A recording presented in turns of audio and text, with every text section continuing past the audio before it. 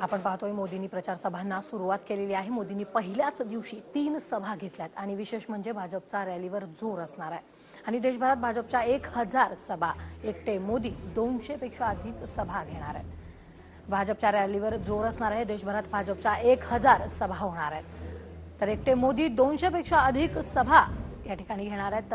उत्तर प्रदेश, बिहार आणि पश्चिम बंगालवर जास्त लक्ष मोदी करणार आहेत। महाराष्ट्रात 1 एप्रिलला पहिली वर्धात सभा होणार आहे। सभेद्वारे 543 पैकी 500 जागांवर प्रभाव पाडण्याचा प्रयत्न भाजपकडून म्हणजेच मोदींकडून करण्यात येणार आहे।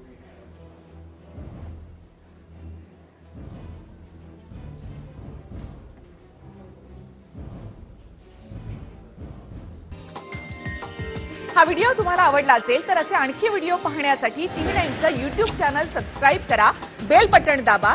ताज्या घडामोडींसाठी लॉग ऑन करा tv9marathi.com।